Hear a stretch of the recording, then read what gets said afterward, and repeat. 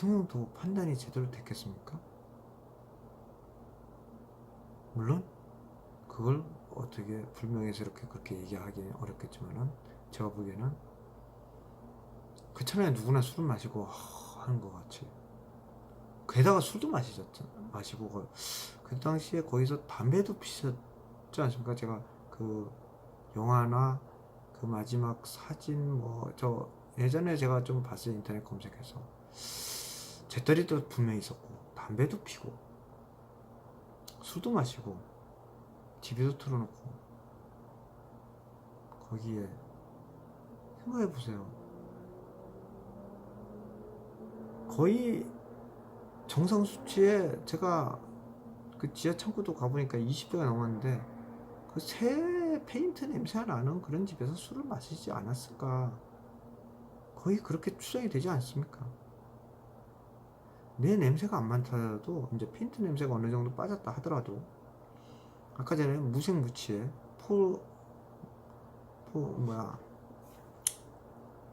제가 잠을 좀 오래 앉아가지고 이제 생각이 헷갈리는 포름알데히드 생각이 좀 잠깐 났습니다. 포름알데히드 저런 엄청난 그 물질들이 계속 흘러나왔을 것이고 거기에서 그 사건이 일어난 거예요. 생각해보세요. 제가 뭐 이런 얘기까지는 좀 그런데 남녀가 사귈 때도 술을 마시고 술김에 죄송합니다. 멀쩡한 정신으로는 결혼합니까? 모르겠습니다. 저는 멀쩡한 정신으로 죄송합니다. 그런 얘기까지는 못하겠고요. 근데 분명히 그런 상황에서 그 큰 범죄가 벌어졌던 것으로 저는 생각이 들어요. 거기에 많은 사건을 벌였던 차, 또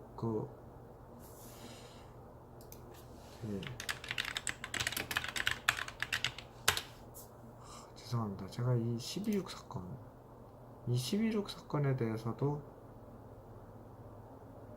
제가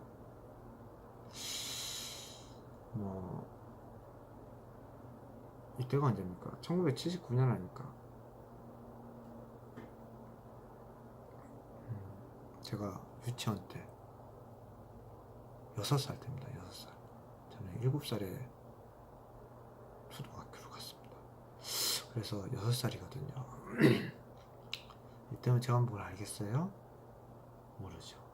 근데 저와 관련된 분들도 살다 보니까 주변에 있더라고요. 세상에. 죄송합니다. 당시에 제가 살던 동네에 이 유명했던 사람들이 굉장히 많이 살았어요. 여기에 나오는 사람이 아니라 여기에 나올 뻔한 사람도 있었고 유명한 높은 별들이 엄청나게 많이 사는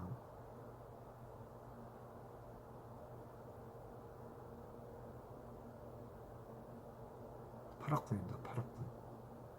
그래서 이제 친구들 아버지도 다 별이고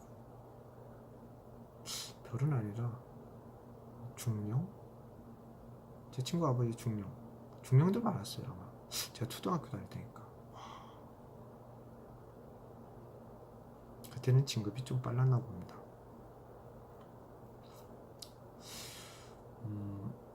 정말 제 후배도 물어보니까 아버지가 군인 굉장히 높으신 분. 하여간 근데 이제 그 얘기를 하려고 하는 게 아니라 이 당시에 여기 이 대통령 박정희 분이 이날 돌아가신 이 사건이 벌어질 때도 어디 갔다 왔습니까? 송신소 개소식을 갔다 오고 중공식을 갔다 오고 늘 건설 현장에서 물론 이제 야외에서, 근데 야외에서만 있었겠습니까? 실내도 또 들어가 보시고, 건설 현장에 뭐 준공해서 들어가면은 냄새 나는 걸 늘 맡아오신 분이 아니었을까 싶어요. 그리고 이 궁정동 안가에서 이제 제가 위키백과를 지금 보고 있습니다. 여기 보면은 여기 경호실장, 비서실장, 중앙정보부장 뭐와 함께 연애를 가졌다. 그러면서 이렇게 쭉 나와 있지 않습니까? 근데 이때 이 연애 장소가 아까 얘기했잖아요. 그런 장소. 그리고 이분들이 거기에 자주 가서 연애를 가지고, 또 이 대통령님께서는 이 당시에 1, 2년 한 대통령님이 아니잖아요. 굉장히 오랫동안 대통령을 했고, 계속 신축, 계속 공사 현장 다니고, 계속 그 새집 증후군에 빠져 계시지 않았을까라는 추정이 거의 됩니다. 지금 저도 최근에 작년이 아니군요. 올해 제가 원래 그 어떤 호텔, 제가 유튜브에 다 올려놨어요. 어떤 호텔에 공사 현장에 갔다가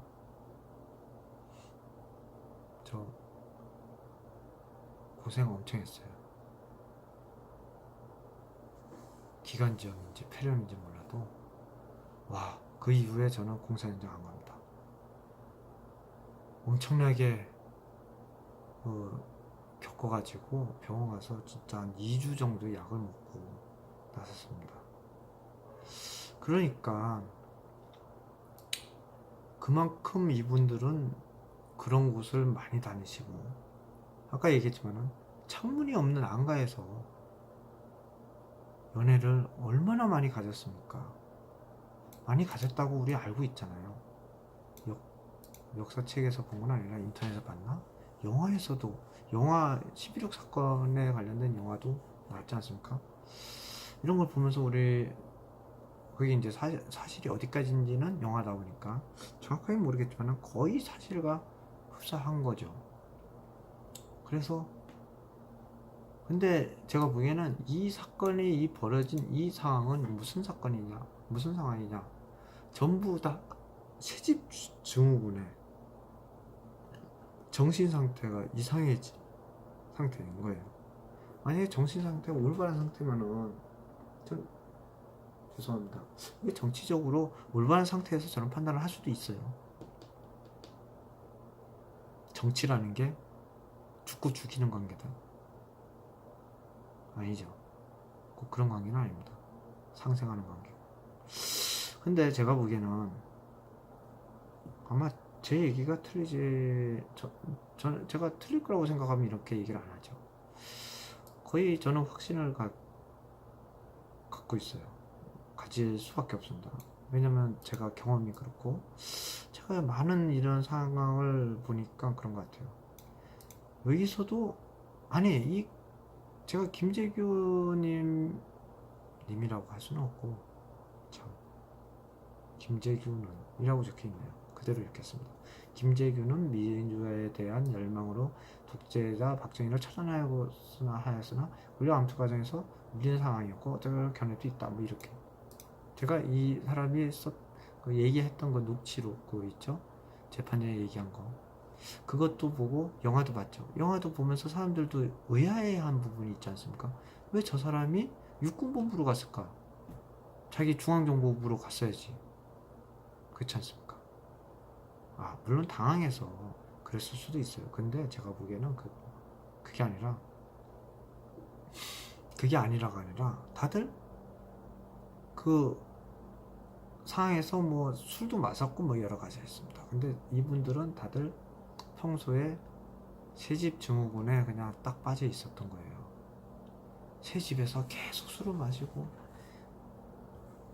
장시간 고농도의 상황에 1, 2년 술을 마시지 않았을 거 아닙니까? 굉장히 오랫동안 술을 마셨을 거예요. 1, 2년이 아니죠. 우리가 알고 있잖아요. 박정희 대통령께서 술을 마시게 된 이유, 언제부턴지.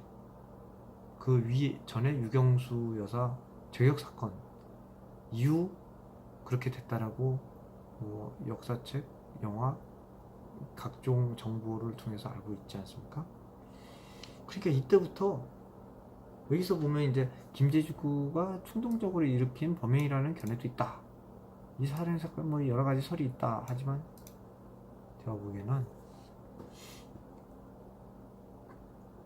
판단력이 굉장히 떨어진 상태.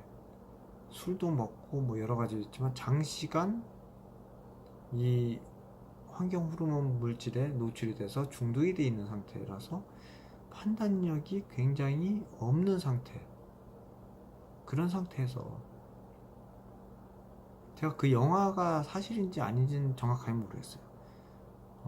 경호실장이 이렇게 얘기를 하고 김재규가 이렇게 얘기를 해서 뭐 총을 쏘고 뭐 영화에서 좀 나오잖아요. 근데 이게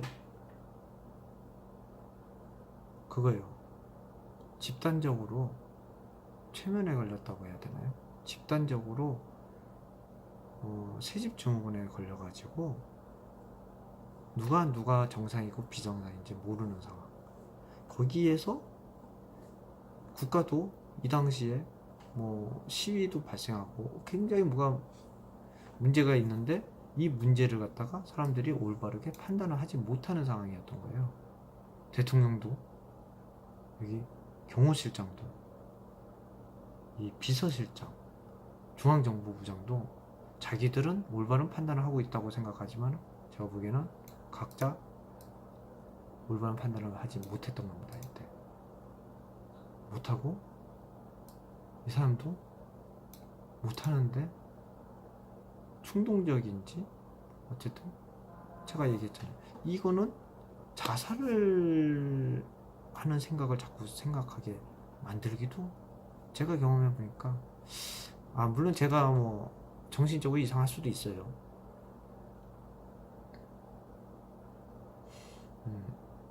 이상하다고 하지만 이상할 수도 있다고 얘기를 하지만 이 세상의 모두는 다 자기가 정상이라고 얘기를 합니다. 근데 이 상황에서는 모두가 그런 상황에서 충동적이거나 아니면은 자기 죽는 선택을 할 수가 있는 거예요. 그 환경 호르몬 물질이 사람을 희한하게 조종을 하거나 충동을 일으키거나 제가 세집 증후군 때문에 창문을 2번을 열었어요. 자살하려고. 그 당시 언제냐면은 딱 기억나는 게 정몽준이 아니라 정몽헌인가? 그 현대 회장 했던 분 계시잖아요. 워낙 그쪽 이름이 많아서 제가 정확하게 모르겠습니다. 정몽 어떤 분이 있죠.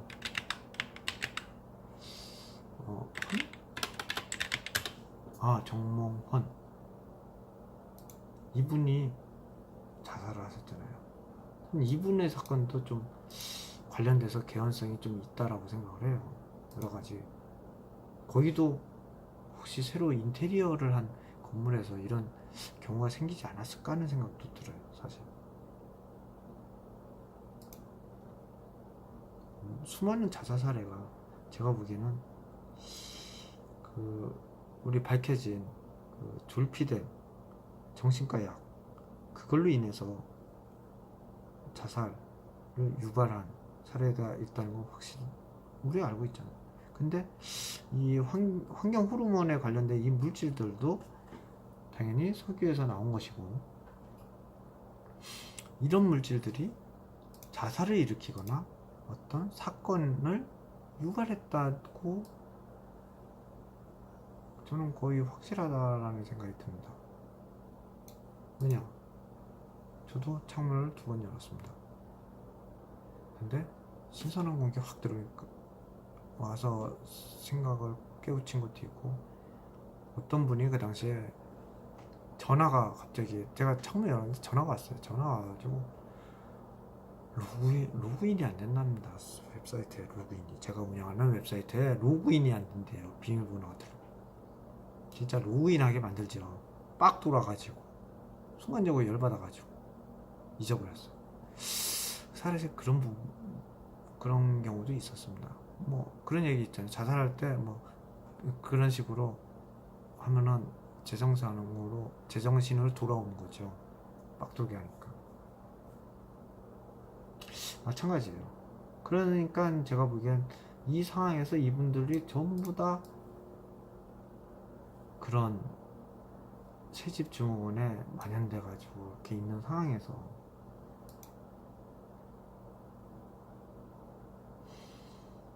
상황에서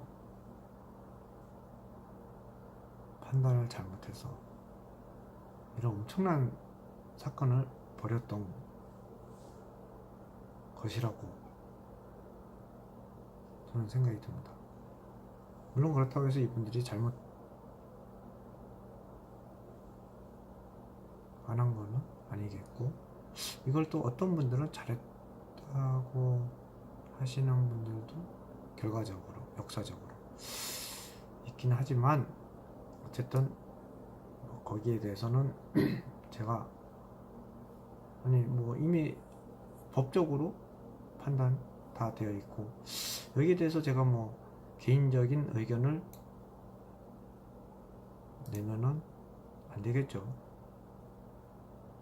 제가 뭐 힘이 있는 사람도 아니고, 정치적인 어떤 이익이 있어서 얘기해야 될 이유가 있는 것도 아니고, 저는 지금 얘기하는 거는 이 새집 증후군이라는 이 환경 호르몬 물질이 뇌에 어떤 영향을, 특히나 자살에 관련된 영향을 준 것이라고 준 것이라고 추정을 하면서, 지금 사례에 대해서 보면서 제 자신도 이걸 보면서 다시 한번 깨닫고, 여러분들도 한번 생각을 한번 해보면서 어떻게 생각하시는지 이런 이제 제가 얘기를 해보고 있는 겁니다. 그리고 여기서 보면은 물론 이분들이 뭐 평소에 엄청난 분들이죠. 경호 관련돼서 하시는 분들 운동도 많이 하고, 그게 아닐 수도 있어요. 그 환경 호르몬 물질이 뭐 운동을 그렇게 많이 하니까 좀 괜찮을 수도 있죠. 근데 이게 알게 모르게 정신적인 그 물질들은 자기도 알게 모르게 어떤 영향을 주기 때문에 이제 잠을 하도 오랫동안 안 잔 상태에서 지금 얘기하니까 이런 상태가 되는 겁니다. 판단 능력이 떨어져서 제가 자야 될지 말아야 될지, 계속 얘기를 해야 될지 말아야 될지, 지금 얘기하는 게 이게 올바른 건지 아닌 건지 이게 헷갈리게 만들잖아요. 잠을 안 자면 그렇게 만들어지고, 술을 마셔도 문제고. 그러니까 이게 새집 증후군, 이게 이런 엄청난 사건들의 어떤 배경, 촉매 역할, 이런 부분들이 많이 있지 않았을까. 지금 이 사건은 30년 전의 사건이죠. 거의 89, 99, 2000, 40, 거의 39년 전 사건이군요. 그죠? 39년이죠. 이렇게 잠을 오랫동안 자니까 계산 자체가 이렇게 되는 겁니다. 근데 이게 평상시에도 계산이 안 되는 거예요, 이 사람들이. 그러면은 이런 사건들을 일으킬 수도 있고,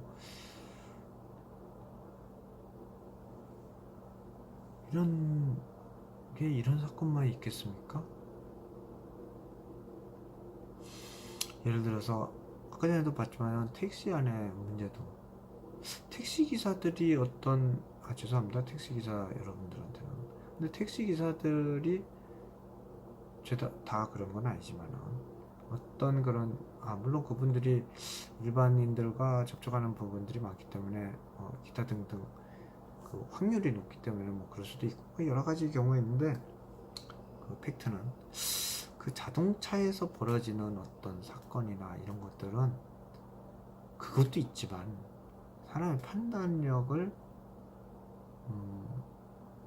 판단을 그래서 평소에 하지 않는 행동을 유발하게 하는 이런 부분이 좀 있지 않을까. 예를 들어서 또 자동차로 운전하면서 폭력적인 행위를 하는 것도 이 멀쩡한 정신으로는 할 수 없는 일인데, 자동차 안에서 이산화탄소가 부족한 부분도 있고 고농도의 그런 세차 증후군에 관련된 환경 호르몬 물질을 먹은 상태에서 사람이 과도하게 화를 낸다든가 폭력적으로 변한다든가 까칠하게 변한다든가 이런 부분들이 분명히 있을 것 같아요. 제가 아까 전에 새집 증후군도 그런 얘기를 아까 전에 어젠가도 제가 올린 동영상에 그런 얘기했는데, 신축 아파트 입주한 주민들 상당수가 까칠한 경우가. 그리고 최근에 제가 얘기 들은 게, 아니 초등학교에서 사고만 나면은 그건 그 아파트 애들이야. 그래서 저는 그 사건의 그런 현상에 대해서 몇 년 전에는 다른 방향으로 이해를 했어요. 그런 유전자이기 때문에 죄송합니다. 유전자를 이렇게. 아니, 유전자가 좀 그런 게 있잖아요. 고분고분한 사람과 좀 안 그런.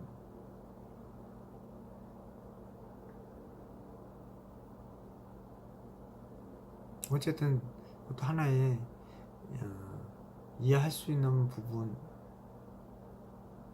부분이잖아요, 사실은. 예를 들어서 뭐 사업가의 성격과 일반 직장인들의 성격은 좀 다르지 않겠습니까?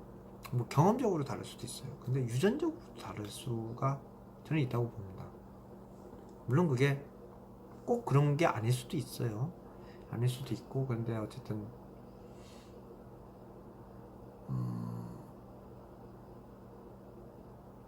뭐 직업과 관련돼서 뭐 이렇게 근데 분명히 그런 연관성이 전혀 없다고 할 수는 없죠. 그러니까 그랬는데 그런 이야기가 있는 겁니다. 사고만 치면 저 아파트 애들이야. 근데 지금 와서는 그 생각이 들어요. 그 애들이 왜 거기서 그런 사고를 쳤을까? 왜 그 아파트에 사는 애들만 사고를 치? 그거는요, 새집 증후군입니다. 새집 증후군일 가능성이 너무 높은 것 같아요.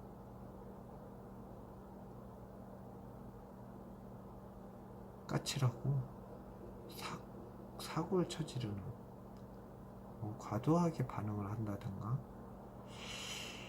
과도한 소리를 지르고 이런 거 있잖아요. 성격이 막 폭력적으로 변한다든가, 이 모든 것들이 그러지 않을까라는 생각이 들어요. 그리고 제가 또 하나 들은 거는 이런 이야기를 들었어요. 우리 물론 이 동네에도 굉장히 애들이 순진한 아파트가 있고요. 애들이 까칠한 아파트가 있습니다. 새 아파트는 까칠하고요. 제가 얘기 들었어요. 저쪽에서. 우리 다 알고 있잖아요. 대치동. 특히 그 대치동에서 유명한 아주 오래된 아파트. 거기 아이들도 굉장히 순진하다고. 가서 그런 얘기 많이 들었어요. 애들이 공부만 한다. 물론 공부만 하니까 순진할 수도 있고 유전적일 수도 있어요. 사실 많은 것들이 있지만은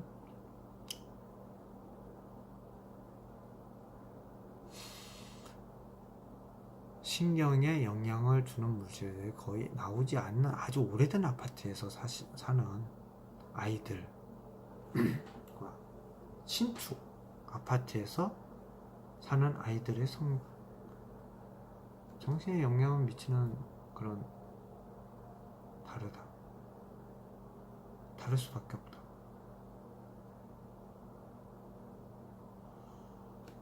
제가 지금 굉장히 많은 사회적인 것을 이해를 하고 있습니다. 지금 이거 하나로. 물론 이거 하나만으로 벌어지는 일은 아닌데, 사람은 자극을 받으면 반응을 하게 돼 있잖아요. 그리고 자기가 알게 모르게 반응도 할 수 있습니다. 무의식으로도 반응을 하고요. 의식적으로도 반응을 하죠. 근데 대부분 그런 성격을 화를 드러내거나 하는 거는 갑자기 우발적으로 아씨 죄송합니다 이런 이야기도 할 수 있고 그런 그 아주 순간적인 반응 아닙니까 이런 것들이. 근데 이런 게 세집증후군과 관련이 유의미하게 있다라는 생각이 들어요. 제가 주변에 많은 사람들의 의견들도 그랬고 그런 이야기를 들었거든요.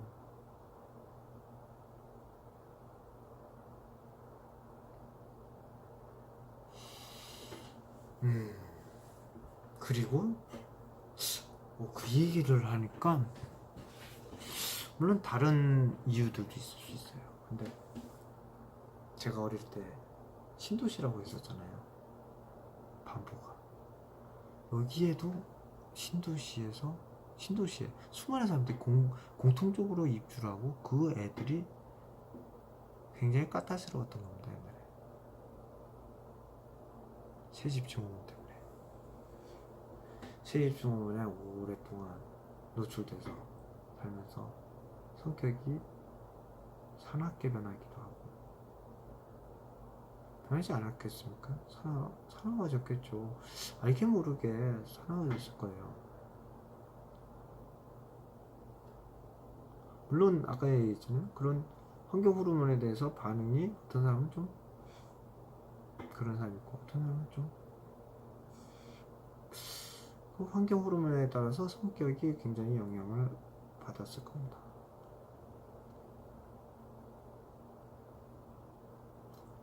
야, 그렇죠. 현재 한국 사회의 사람들의 구성원들이 어떤 지역에 따른 성격 차이, 신도시가 발생하는 제가 엊그저께도 그 얘기했는데 IMF가 온 이유는 한국의 신도시가 만들어지면서 그랬을 수 있다. 그 생각이 듭니다. 한국의 신도시가 90년대 초반에 중반에 만들어졌는데 입주하고 몇 년 있다가 98년도에 IMF가 왔잖아요. 그 신도시에 사시는 분들이 대기업에 근무하시는 분들이 굉장히 많지 않습니까? 지금도 그렇지만 지금도 대기업에 근무하는 사람들이 신도시에 많이 살고 있습니다. 서울에도 많이 살고 있죠. 신도시가 만들어질 때 많이들 갈 거예요. 대기업에 근무하시는 분들이. 근데 집단적으로 신도시에 입주를 하고 그 집단적으로 새집 증후군에 영향을 받아서 정신적으로 아까 전에 건강이 나빠서 아무것도 할 수 없다. 책을 읽을 수도 없다. 이 정도의 정신 상태로 또 생산성이 저하가 되는 경우 금융위기가 올 수 있는 겁니다. 1기 신도시, 2기 신도시 우리 그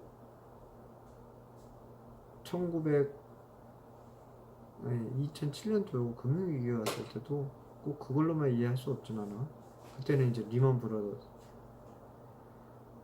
이해됩니다.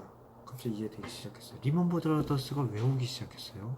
미국의 모기지 그때 왔잖아요. 그때 모기지를 그걸 판 것만으로 왔겠습니까? 미국의 금융위기와 경제위기가 왜 같이 왔을까요? 금융위기가 왜 모기지가 한꺼번에 왕창 생겼잖아요. 왜 모기지가 왕창 생겼어요? 옛날 집이 아니지 않습니까?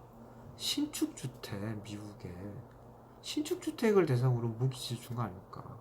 구축주택도 있을 수 있죠. 근데 구축주택도 새로 구입하고 사람들이 환경 호르몬 물질을 많이 먹고 동시다발적으로 동시에 업무 생산성이 확 떨어지고 자기들이 뭘 했는지도 모르고 그게 수많은 사람들이 동시에 그러니까 금융위기가 오는 겁니다.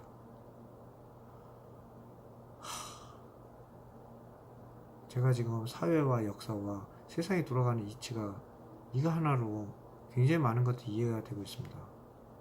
이 경제 문제를 경제 문제로만 풀 수 있는 게 아니에요. 이게 경제라는 건 인간이 주체가 돼서 인간이 움직이는 거고 이 인간의 두뇌로 움직이는 거거든요. 경제가.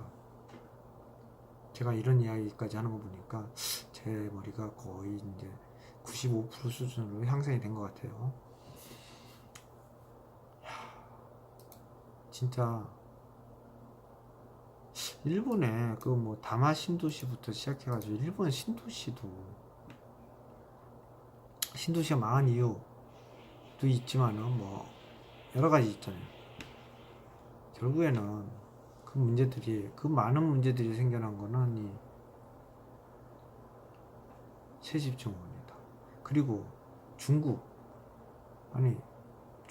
문제도 있고 또 이런 얘기도 있죠. 마천루가 올라가면은 금융위기가 온다고. 마천루가 올라가서 수많은 그 유명한 대기업들이 마천루에 들어가서 일을 할 거 아닙니까?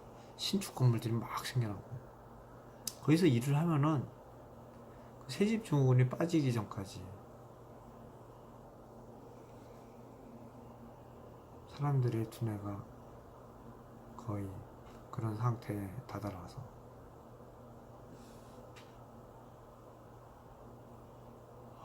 금융위기가 오는 거예요. 그리고 저 중국에 지금 최근에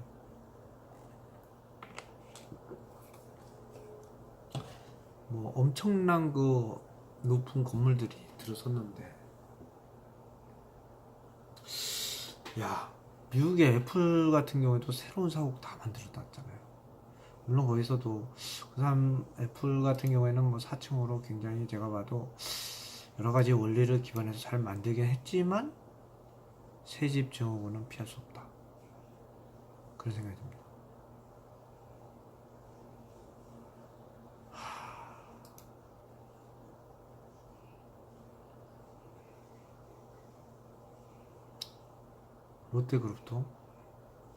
롯데그룹은 거기 롯데 근무 그 저기 회사 직원들이 전부 다 입주를 하지 않은 걸로 알고 있는데 뭐 점점 입주를 한다고 알고 있어요. 저도 주식 투자를 이것저것 많이 하는데 지금 경제 성장과 이것들을 새집 증후군하고 굉장히 영향이 있다.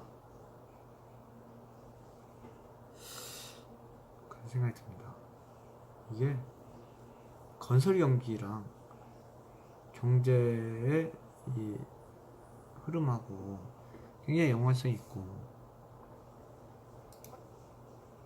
이거 뭐 제가 얘기하는 게 거의 그 박사 논문 그 SCI 있잖아요. 유명한 SCI 논문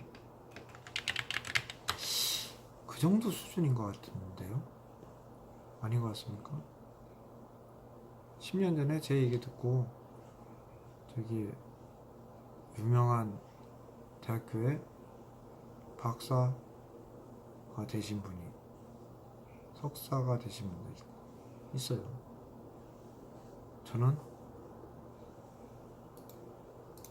저도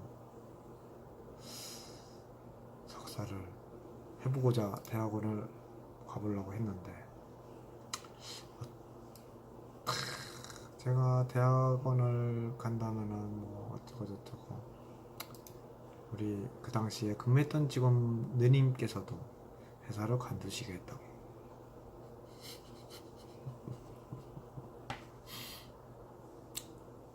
그리고 역시나 언제나 저보고 돈이 아까워서 대학원도 가지 말라는 분이 계셔서 근데 저는 원래 자격증 공부도 안 하는 그런 인간이라서 그렇게 맞추시면 되고 제 얘기를 잘 듣고 가서 여러분들